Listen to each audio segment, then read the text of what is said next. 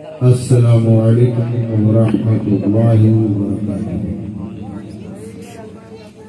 نحمده ونصلي على رسوله الكريم، اما بعد،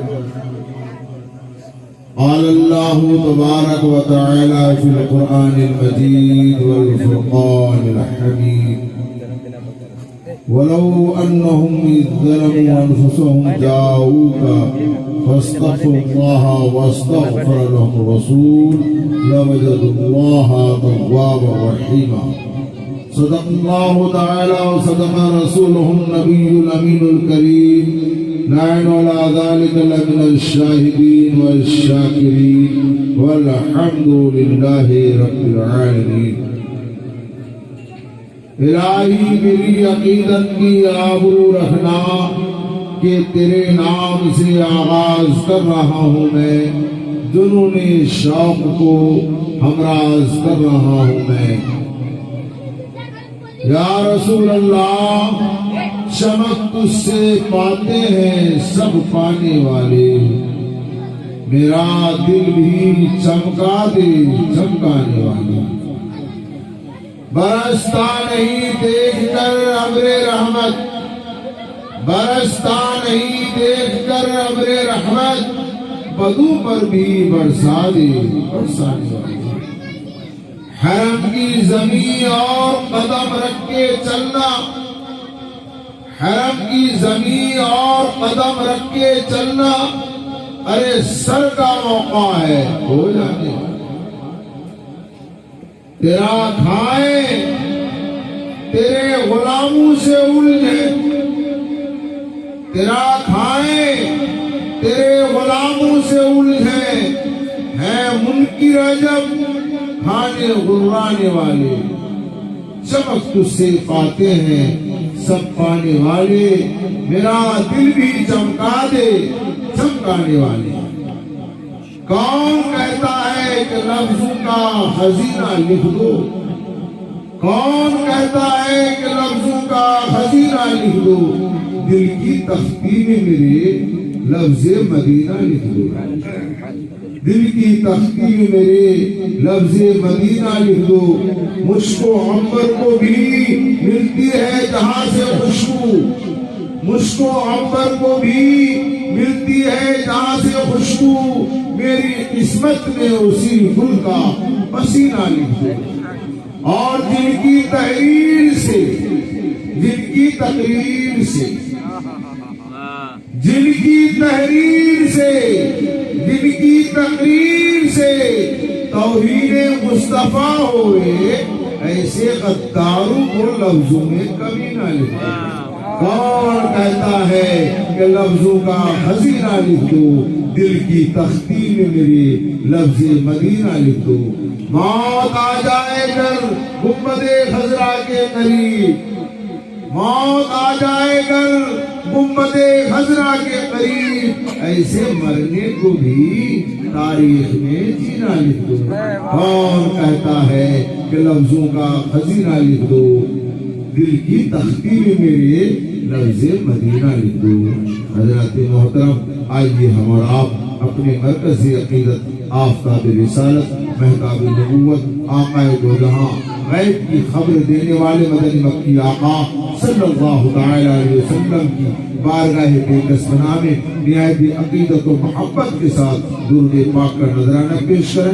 باوز بلند درود پاک پڑھیں۔ اللہم صلی علی سیدنا مولانا محمد بارک وسلم، صلاۃ و سلاما علیک یا رسول اللہ صلی اللہ تعالی علیہ وسلم۔ رفیقان محترم، آج کی اس محفل میں نے قرآن مقدس، جس قرآن مقدس کی آیت کو اپنا عنوان سخن بنایا ہے، اپنا موضوع سخن بنایا ہے، اس کا ترجمہ ہے کہ اگر لوگ اپنے نفس پر ظلم کریں تو رسول کی بارگاہ میں پہنچیں اور وہاں پہنچ کر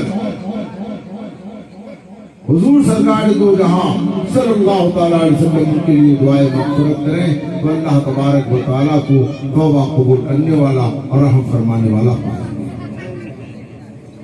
حضرات، وَلَوْ أَنَّهُمْ إِذْ ظَلَمُوا أَنفُسَهُمْ، اگر لوگ اپنے نفس پر ظلم کریں تو رسول کی بارگاہ میں حاضری دیں۔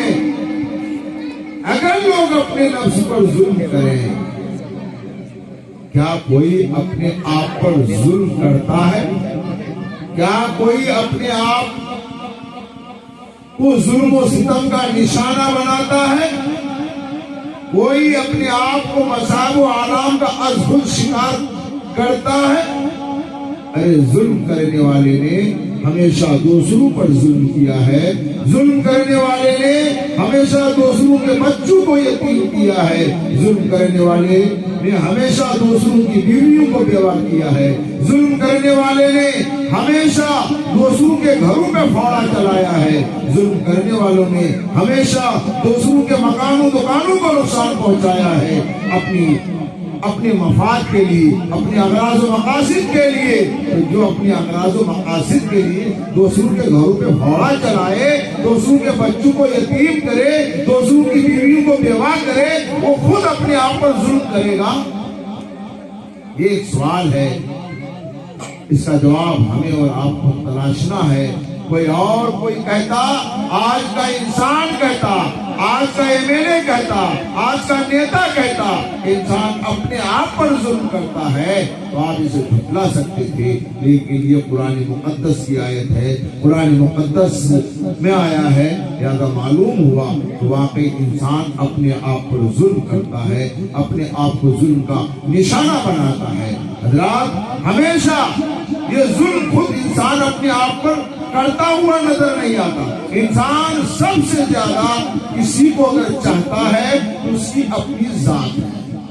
مثال کے طور پر آپ یوں سمجھیے کہ آج کا خودغرض انسان اپنے بڈھے باپ کو بھی اس لیے چاہتا ہے کہ جب یہ بڈھا مر جائے گا، ان کا بیلنس ہمارا ہو جائے گا، ان کا مکان ہمارا ہو جائے گا، ان کی تجارت ہماری ہو جائے گی، ان کی دکان ہماری ہو جائے گی، ان کا سارا کاروبار ہمارا ہو جائے گا اور ان کے ہم سجادہ نشین بن جائے گا۔ تو جو اپنا اتنا خیال کرے، اپنے آپ پر ظلم کیسے کرے گا؟ اور دیکھیں، خدا نہ خواستہ کسی کے گھر میں آگ لگی ہو اور وہاں ان کا بیٹا جل رہا ہو، ان کی دولت جل رہی ہو، ایسے وقت میں سب سے پہلے اپنے بیٹے کو نکالے گا۔ کہیں جا کے موقع ملا تب جا کر جو اپنی دولت کو نکالے گا، اس لیے کہ میرا بیٹا بچے گا، دولت آ جائے گی، مکان بن جائے گا، دکان بن جائے گی۔ وہیں اگر نقشہ کچھ اور ہو جائے، گھر میں آگ لگی ہو، آگ کا شعلہ آسمان سے باتیں کر رہا ہو اور ان کو ڈر ہو، ان کا بیٹا گھر کے اندر جل رہا ہے، ڈر ہے کہ اگر میں بیٹے کو نکالنے کے لیے گیا تو بیٹے کو نکال پاؤں کہ نہ نکال پاؤں، لیکن خود میں آگ کے حوالے ہو جاؤں گا، میرا وجود ختم ہو جائے گا، میں راکھ میں تبدیل ہو جاؤں گا۔ جانتے کیا کرے گا وہ؟ ایسے وقت میں وہ بہاری سے شور مچائے گا، چیخے گا، چلائے گا، دنیا کو آوازیں دے گا، میرے بیٹے کو بچاؤ، میرے مکان کو بچاؤ، لیکن از خود وقت گھر کے اندر نہیں پہنچے گا۔ کیوں؟ دولت سے زیادہ محبت بیٹے سے تھی، بیٹے کو نکالا تھا، یا بیٹے سے زیادہ محبت اپنی جان سے ہے، اس لیے اندر نہیں جا رہا ہے، چیخ رہا ہے، پکار رہا ہے، لیکن اندر نہیں جا رہا ہے۔ حضرات، جو اپنا اتنا خیال کرے، اپنا اتنا لحاظ کرے، اپنے آپ کا اتنا بچاؤ کرے، وہ اپنے آپ پر ظلم کرے۔ یہ ایک سوال ہے، اس کا جواب ہمیں اور آپ کو تلاشنا ہے۔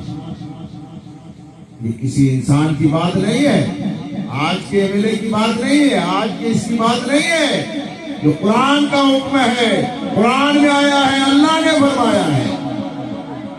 انسان اپنے آپ پر ظلم کرتا ہے۔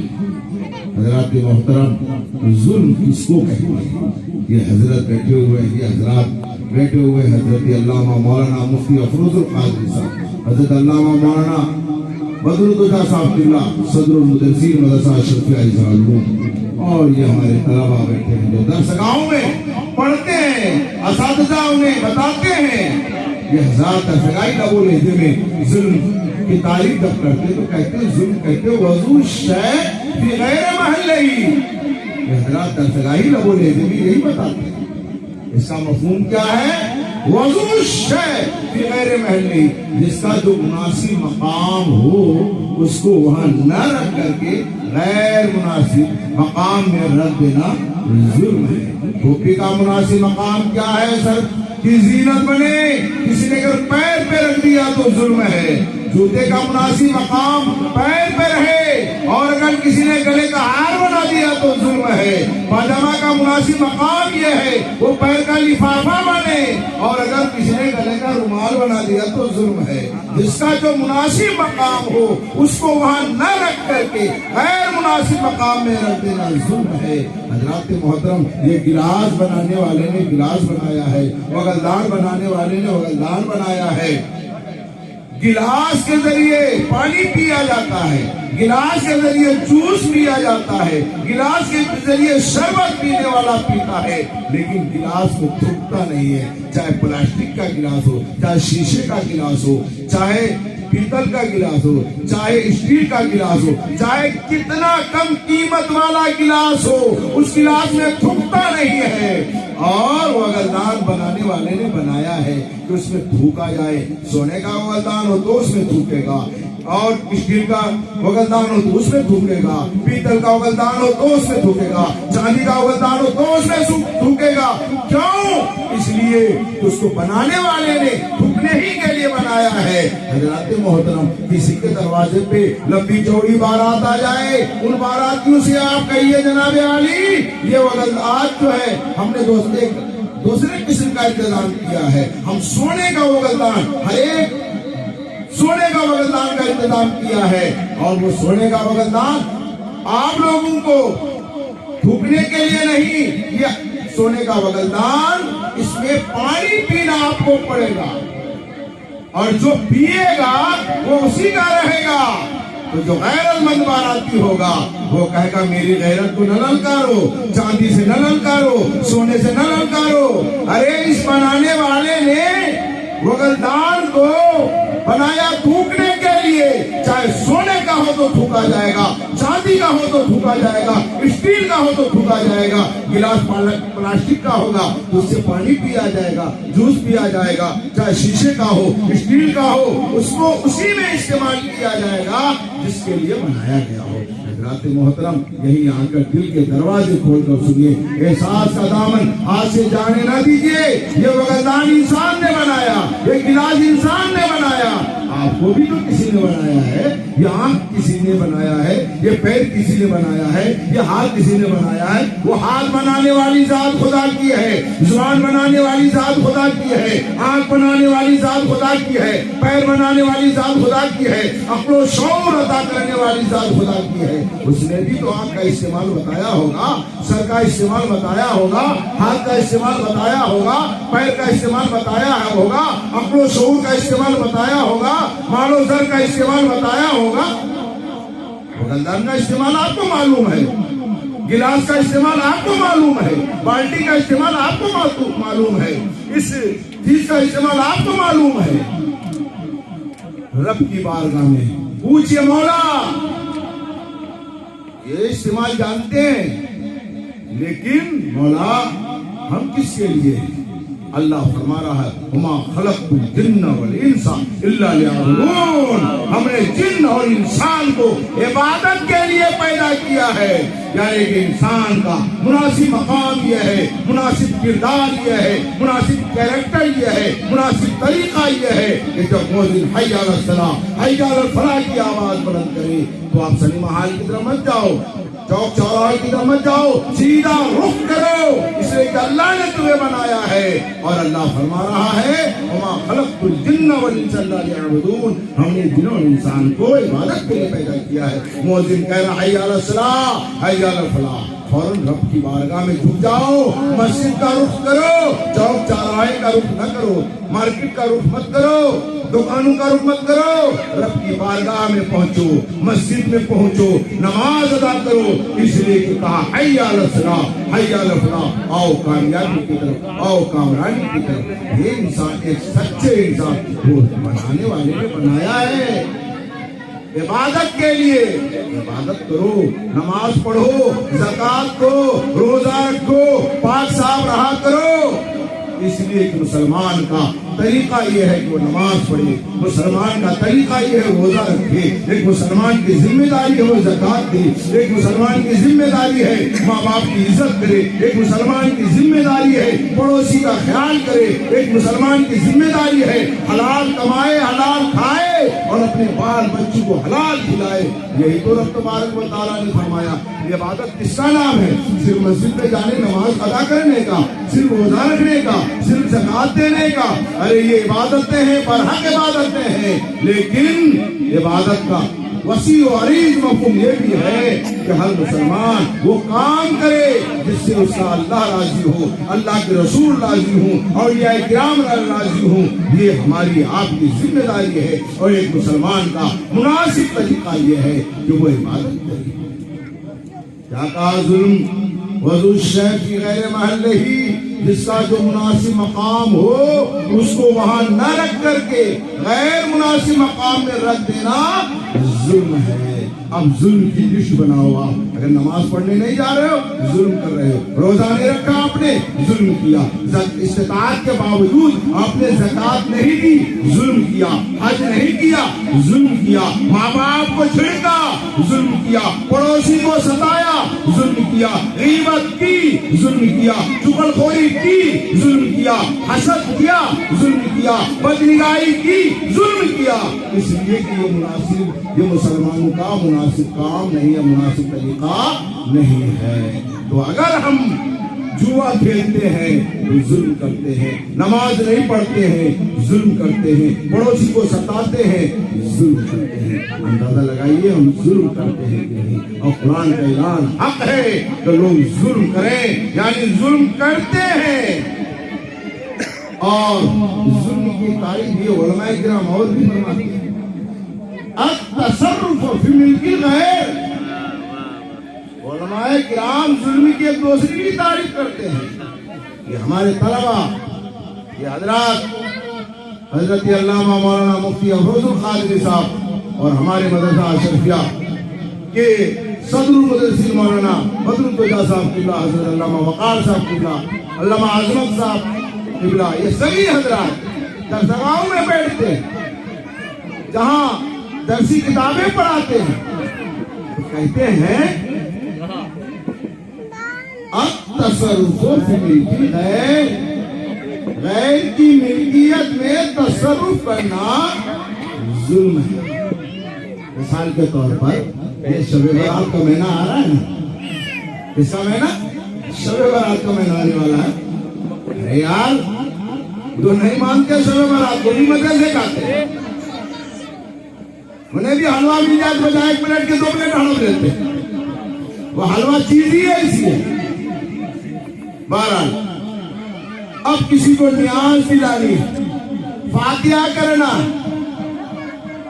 تو کیا مناسب طریقہ کیا ہے؟ گھر میں بنائی، یا آپ کو مٹھائی لانی ہے تو خریدیے، پیسہ دیجیے دکاندار سے، گھر میں لائیے، بلائیے طلبا کو، فاتحہ کیجیے، نیاز کیجیے۔ کیوں؟ اب نیاز کرنا صحیح ہو گیا، نیاز کرنا درست ہو گیا، وہ چیز آپ کی ہو گئی، پیسہ دے کے خرید لیا آپ نے، اب وہ چیز آپ کی، نیاز دلائیے، کھائیے، کھلائیے۔ اور اگر کوئی آسان راستہ اپنائے، ملکیت ہماری نہ ہے تو کیا ہوا؟ گیا حلوائی کی دکان پہ کھڑے ہو کر کے چاروں کل پڑا اور ہاتھ اٹھا کے عرفات کیا، مولا یہاں جتنا حلوہ ہے اس کا جو ثواب میرے ابا قبول ہوگا۔ یہ فاتحہ مانا جائے گا، نیاز مانی جائے گی نہیں مانی جائے گی؟ دادا جی کا فاتحہ اور حلوائی کی دکان، ارے آپ کو پورا، اگر پورے دکان کا حلوہ، پورے دکان کی مٹھائی ٹھیک پر نیاز دلانی ہے، پیسہ نکالو، اس پر ملکیت ثابت کرو، تب جا کے نیاز ہوگی۔ حلوائی کی دکان اور دادا جی کا فاتحہ ایسا نہیں ہوگا، ملکیت ثابت کرنی ہوگی۔ تو اگر آپ کی ملکیت نہیں ہے، اس پہ تصرف کر رہے ہیں، اس کو استعمال میں لا رہے ہیں، تو ظلم کر رہے ہیں۔ کوئی سامان رکھا ہے آپ کا نہیں ہے، آپ نے اجازت نہیں، اسے استعمال کر رہے ہیں، ظلم کر رہے ہیں۔ اب آپ قرآن کی بارگاہ میں حاضر ہیں۔ قرآن کیا کہہ رہا ہے؟ اللہ فرما رہا ہے جس کا معنی و مفہوم ہے، ہم نے مومنوں کے جان و مال کو جنت کے بدلے خرید لیا۔ ہم نے قرآن کی آیت جس کا معنی و مفہوم ہے کہ ہم نے مومنوں کے جان و مال کو جنت کے بدلے خرید لیا ہے۔ اور ظلم کی تعریف کیا ہے؟ التصرف فی ملک الغیر، غیر کی ملکیت میں تصرف کرنا، یہ ظلم ہے۔ اور اللہ کہہ رہا ہم نے مومنوں کے جان و مال کو جنت کے بدلے خرید لیا، جان کو مال کو، صرف جان کو نہیں، صرف مال کو نہیں، جان و مال کو، مومنوں کے جان و مال کو جنت کے بدلے خرید لیا۔ یعنی آپ کی جان آپ کی نہیں، آپ کا مال آپ کا نہیں۔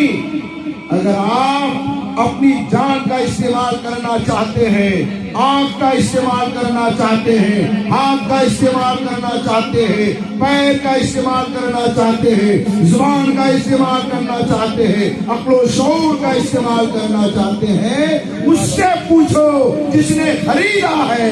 رب نے میری جان کو خریدا ہے، میرے ہاتھ کو خریدا ہے، میری زبان کو خریدا ہے، میری آنکھ کو خریدا ہے، میرے پیر کو خریدا ہے، میرے وجود کو خریدا ہے۔ اس خدا سے پوچھو مولا یہ آنکھ استعمال کہاں کریں، یہ زبان کا استعمال کہاں کریں، یہ دماغ کا استعمال کہاں کریں، یہ ہاتھ کا استعمال کہاں کریں، یہ پیر کا استعمال کہاں کریں، اپنے ان چیزوں کا استعمال کہاں کریں۔ قرآن بتائے گا کہاں استعمال کرو، حدیث بتائے گی کہاں استعمال کرو، حضور کی سنت بتائے گی کہاں استعمال کرو۔ آنکھ کا استعمال کیا ہے؟ کسی کی بہو بیٹی پر غلط نظر ڈالو، یہ آنکھ کا استعمال ہے۔ کسی کی بلڈنگ دیکھو جلنے لگو اور کہو اتنی بڑی بلڈنگ، یہ آنکھ کا استعمال ہے۔ زبان میں فلمی نغمے ہیں، یہ زبان کا استعمال ہے۔ نہیں میرے یار، میرے بھائی، یہ استعمال نہیں ہے۔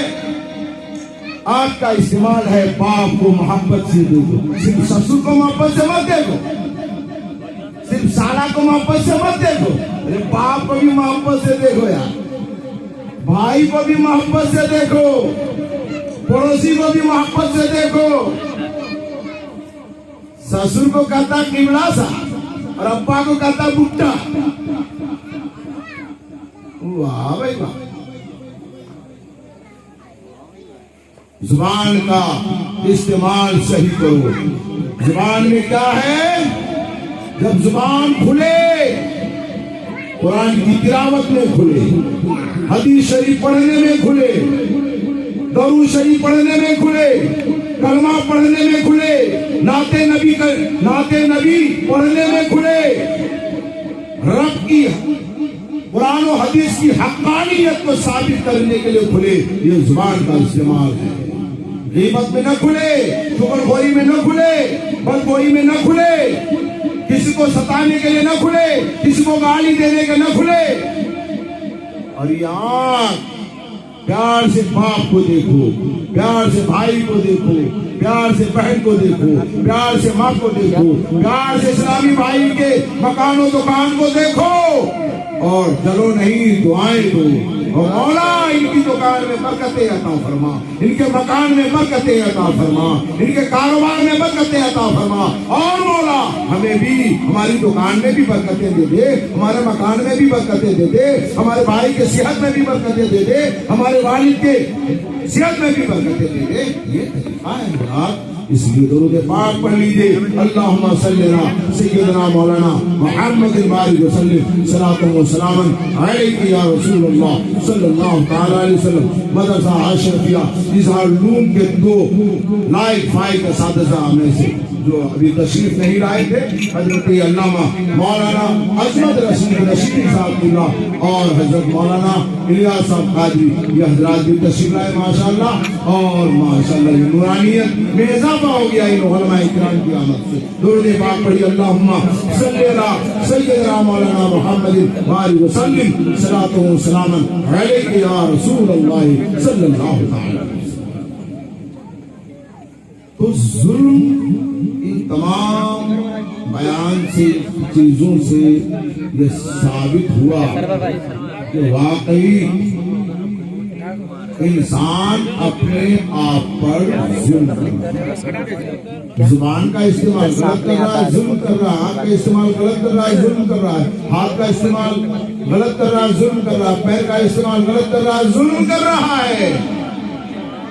اب ظلم ہو گیا تو اسی پہ ٹکا نہیں رہنا ہے، ظلم ہو گیا، رب کی بارگاہ میں جھکو، توبہ کرو، استغفار کرو، رب سے عرض کرو، مولا ہم سے گناہ ہو گیا ہے، مولا ہم سے غلطی ہو گئی ہے، مولا تیری نافرمانی ہو گئی ہے، مولا معاف فرما دے، مغفرت فرما دے، عذاب قبر سے نجات عطا فرما دے، میری دنیا کو تابناک کر دے، میری آخرت کو تابناک کر دے۔ کیسے ہوگا وہ؟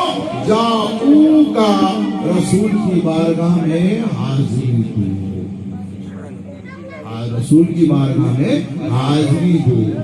اب آپ کہیں گے مولانا گناہ تو بار بار ہوتا ہے، آپ کہہ رہے ہیں رسول کی بارگاہ میں حاضری دو۔ ارے کبھی قسمت سے پہنچ گئے، کبھی قسمت سے پہنچ گئے، بار بار گناہ ہو رہا، بار بار مغفرت کے لیے حضور کی بارگاہ میں کیسے حاضری ہو پائے گی؟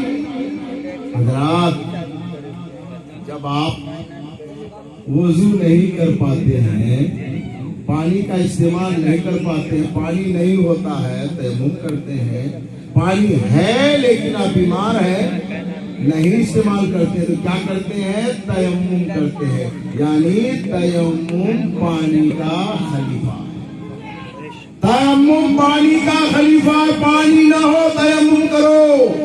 آقا نے فرمایا العلماء ورثۃ الانبیاء، انبیاء کرام، اولیاء کرام، انبیاء کرام کے وارث ہیں۔ اگر تم آقا کی بارگاہ میں نہیں پہنچ سکتے ہو، وہاں تک برابر نہیں جا سکتے ہو، تو ان کے نائبوں سے پوری زمین کا گوشہ گوشہ، کونا کونا منور ہے، اجالا ہے، ان بزرگوں کی بارگاہ میں حاضری دو۔ نہیں جا سکتے ہو گنبد خضرا کے پنور چھاؤں میں، پہنچو اجمیر شریف، پہنچو بریلی شریف، پہنچو کشوجا شریف، پہنچو کلیئر شریف، پہنچو دیوا شریف، اور وہاں پہنچ کر سر جھکا کر اس آستانے کے پاس رب کی رحمت کو آواز دو، مولا میں حضور کے ان نائبوں کی بارگاہ میں حاضر ہو گیا، مولا حضور کے نائبوں کی بارگاہ میں حاضر ہو گیا ہوں، اور سچے من سے، سچے دل سے میں توبہ نصوحہ کر رہا ہوں، توبہ کر رہا ہوں، مولا میری توبہ کو قبول فرما دے، میرے گناہوں کو معاف فرما دے، میری مغفرت فرما دے۔ انشاءاللہ دل کی آواز باب اجابت سے ٹکرائے گی، اور اللہ اپنے کرم سے آقا کے صدقے میں، آقا کے نائبوں کے صدقے میں اللہ نے چاہا ہماری مغفرت فرمائے گا، رحمتوں سے نوازے گا، کرم سے نوازے گا، نوازشات سے نوازے گا۔ اس لیے وہاں نہیں پہنچ سکتے ہو، ان کے خلیفوں خلفاء کی بارگاہ میں حاضری دو، نائبوں کی بارگاہ میں حاضری دو، صابر کلیری کی بارگاہ میں حاضری دو، سچے من سے اپنے گناہ سے توبہ استغفار کرو، اور اللہ مغفرت فرمائے۔ اللہ فرما رہا ہے جب کوئی بندہ سچے من سے توبہ کرتا ہے، اللہ کی رحمت انہیں ڈھانپ لیتی ہے، اپنے آغوش میں لے لیتی ہے۔ رب فرماتا ہے اولئک یبدل اللہ سیئات حسنات، کہ جب کوئی سچے من سے اولئک یبدل اللہ سیئات حسنات، جب کوئی سچے من سے رب کی بارگاہ میں توبہ کرتا ہے، اللہ کی مہربانی دیکھو، سبحان اللہ، سبحان اللہ، اللہ کی رحمت پہ قربان جائیے۔ اللہ فرما رہا ہے کہ جو سچے من سے میری بارگاہ میں توبہ کرتا ہے، میں ان کے گناہوں کو نیکیوں سے بدل دیتا ہوں۔ اگر کوئی سچے من سے توبہ کرتا ہے تو اگر اس 1000 گناہ ہیں، اللہ ان کے نام اعمال میں 1000 نیکیاں لے۔ من سے سچے من سے رب کی بارگاہ میں حاضری تو دو، توبہ تو کرو، نماز کی پابندی کرنا تو شروع کرو، روزہ رکھنا تو شروع کرو، ماں باپ کی فرما برداری تو کرو، بھائی سے محبت کرنا تو سیکھو، ماں سے محبت کرنا تو سیکھو، باپ سے محبت کرنا تو سیکھو، پڑوسی کا حق تو ادا کرو۔ اللہ کی رحمت اپنے آغوش میں لے لے گی اور تمہاری مغفرت ہو جائے گی۔ ایک آخری واقعہ میں آپ حضرات کے گوش گزار کر کے میں گزر جانا چاہتا ہوں، اپنی تقریر کا اختتام کر دینا چاہتا ہوں۔ درود پاک پڑھیے، اللہم صلی علی سیدنا مولانا محمد بارک وسلم صلاۃ و سلام علیک یا رسول اللہ صلی اللہ تعالی علیہ وآلہ وصحبہ وسلم۔ حضرات،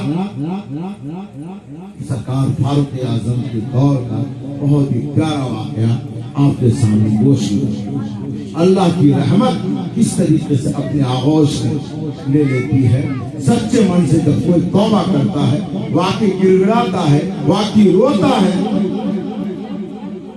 رات کی تاریکی ہے، 2 بجے وہ گنہگار اٹھا ہے، کہتا مولا میرے گناہوں کو معاف کر دے،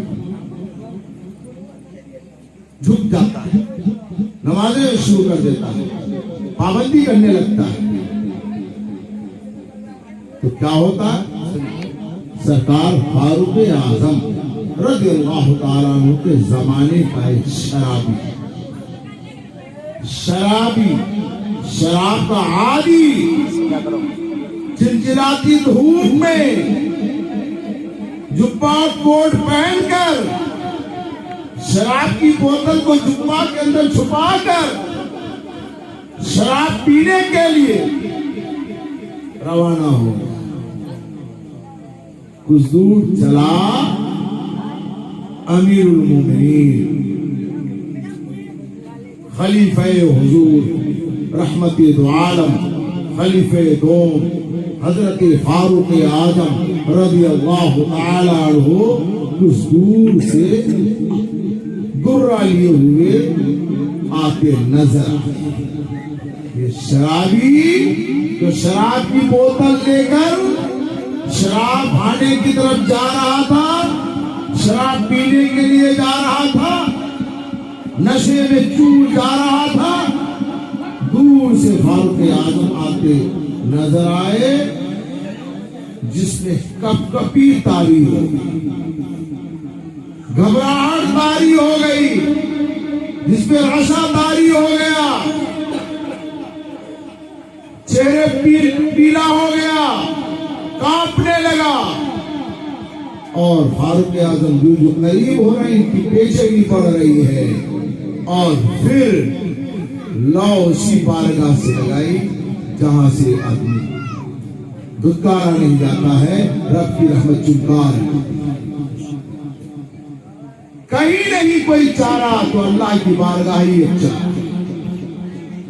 اللہ تبارک و تعالیٰ کی بارگاہ میں لو لگایا، من ہی من میں پورے سچے دل سے رب کی رحمت کو آواز دیا، مولا فاروق اعظم آ رہے ہیں، میں شراب پینے کے لیے جا رہا تھا، فاروق اعظم کو اگر معلوم ہو گیا میرے پاس شراب ہے، شراب پینے کے لیے جا رہا ہوں، مار درے کی میری حالت خراب ہو، ان کے جلال سے مولا آج فاروق اعظم کے جلال سے بچا لے، فاروق اعظم کے ڈنڈے سے بچا لے، فاروق اعظم کے سامنے رسوا ہونے سے بچا لے، ذلیل ہونے سے بچا لے، مولا آئندہ کبھی بھی شراب کے جام کو ہونٹوں کے قریب نہیں لاؤں گا، مولا آج بچا لے، اپنی رحمت میں لے لے، اپنے کرم میں لے لے۔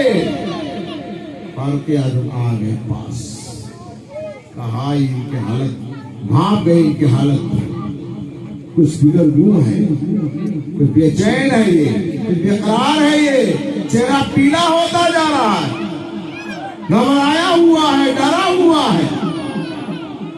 فاروق اعظم نے پوچھا کیا بات ہے، کہاں جا رہے ہو، کیا کام ہے؟ کہا حضور کچھ کام سے کچھ آگے جا رہا ہوں۔ کیا ہے، کیا لے کے جا رہا؟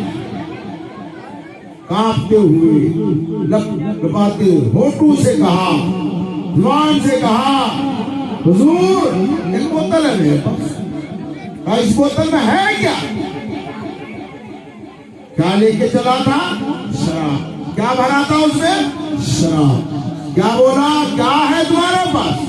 کہا حضور اس میں تو دودھ ہے، اس میں تو دودھ ہے۔ اللہ کا کرم، اللہ کی بارگاہ میں جھکیے تو اللہ کی رحمت کو آواز تو دیجیے، اللہ کی کرم کا وسیلہ تو پکڑیے، انشاءاللہ اللہ ہماری مغفرت فرمائے گا، رحمتوں سے نوازے گا، کرم سے نوازے گا، مغفرت فرمائے گا۔ کہا کیا ہے؟ کہا حضرت بوتل ہے۔ کہ کیا ہے بوتل؟ کہا حضرت دودھ ہے۔ کہا نکالو۔ ڈرتے ہوئے کانپتے ہوئے نکالا۔ واہ میرا خدا، میرا کریم، اس کا ڈھکن کھولا، اونڈیلا گیا تو واقعی بجائے شراب کے دودھ، بجائے شراب کے دودھ۔ فاروق اعظم حیران رہ گئے، یہ دودھ لے کے جا رہا تھا، کام کیوں رہا تھا؟ دودھ لے کے جا رہا تھا جس میں کپکپی کیوں اتاری تھی؟ الٹے ہی چال چلتے ہیں دیوانگان عشق، آنکھوں کو بند کر دیتے ہیں دیدار کے لیے، دیکھنے کے لیے ہم لوگ آنکھ کھولتے ہیں، پڑھانے کے لیے لڑکوں سے کہتے ہیں بچوں آنکھ کھولو، کتاب کھولو، دروازہ کھولو، کھڑکی کھولو اور اس کے بعد پڑھو، لیکن الٹے ہی چال چلتے ہیں دیوانگان عشق، آنکھوں کو بند کر لیتے ہیں دیدار کے لیے۔ سرکار فاروق اعظم نے آنکھ بند کی، عرض کیا مولا بات سمجھ میں نہیں آئی تیرے اس بندے کی، واقعی اگر یہ دودھ لے کے جا رہا تھا تو کام کیوں رہا تھا؟ واقعی یہ دودھ لے کے جا رہا تھا، ان کا چہرہ پیلا کیوں ہوتا جا رہا تھا؟ واقعی یہ دودھ لے کے جا رہا تھا، جس میں کپکپی کیوں اتاری تھی؟ رب کی طرف سے فاروق اعظم کو الہام ہوا، اے او میرے بندے، اے فاروق اعظم، میرے بندے کو رسوا مت کرو، میرے بندے کو ذلیل مت کرو۔ اس بندے نے میری بارگاہ میں سچے من سے تو وہ استغفار کیا ہے، آئندہ شراب نہ پینے کا مجھ سے وعدہ کیا ہے، ہم نے ان کے شراب کو دور سے لوگ سچے من سے توبہ استغفار کرتے ہیں، اللہ پاک ان کے گناہوں کو معاف فرماتا ہے۔ السلام علیکم ورحمۃ اللہ وبرکاتہ۔ استغفر اللہ ربی من کل ذنب۔